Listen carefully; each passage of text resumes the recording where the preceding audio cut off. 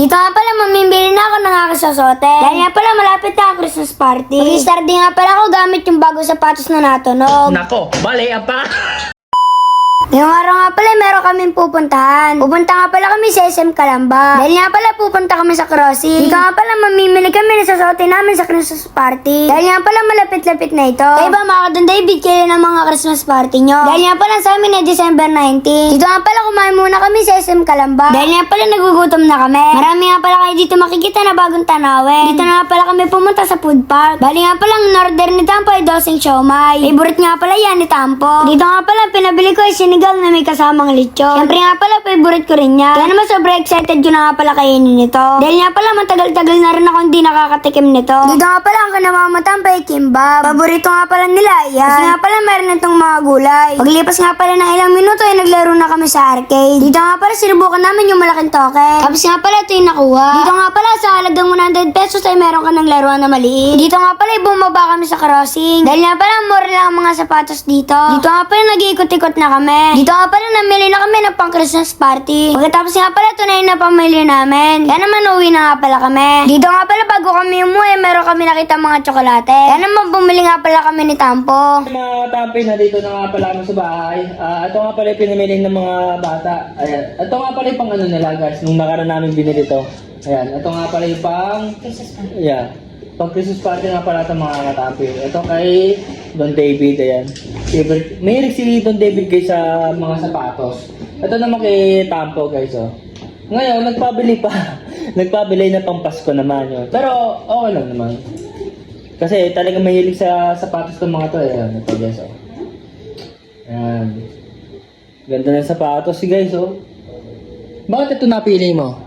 Siyempre, lagi kasi ako naka-Jordan 4, kaya maiba naman. Ano ba yan? Jordan 11. Oh. Tapos ito naman kay Tampo guys. Ayan. Ang gusto kasi ni Tampo, yung tumutunog. All red. Oh, tapos tumutunog. Ito yung kay Tampo yung binili niya. Ayan oh. Kay Tampo. Ayan, ayan mga tampi. So guys, yung kay Tampo. Tampi. Oh. Ang dami nga po pala akong sapatos dito, pwede ko pa ipamigay. Ayan. Oo, pwede yan no. Sa mga ano gusto no. Mga ayun sapatos guys oh. Ayan guys, ito. Tumutunog nga pala ito. May papatry ako kay Don David guys. Kaya mo ba mag-star day habang pinapatunog to? Yes. Oh, sige. Challenge. Kaya niya daw mag-star day na sa bagong sapatos si Tampo. Oh, sige. Doon tayo sa CR, sa tiles. Kasi yung nag-iisang tiles natin, yung CR. Doon na lang tayo sa kwarto kasi nag-expect din doon. Doon? Nag-spec yun? Okay, okay. Sige, sige, sige. Tapos ito naman pang Pasko mo, Christmas party. Kaya pang Christmas party ni Don David guys. Ano tawag dito? Baggy. Baggy na... jeans. Baggy jeans guys. Tingin naman ako ng mga forma nyo mga katampi. Paki-comment naman dyan. At patingin ako at paangasan tayo guys. Paangasan tayo ng forma guys. Siyempre, Christmas party. Siyempre, paangasan ng forma yan eh. Ng mga kabataan eh, no? No? Sa palagay mo, ikaw na yung pinaka, ano, pogi. Hindi pa. Hindi pa.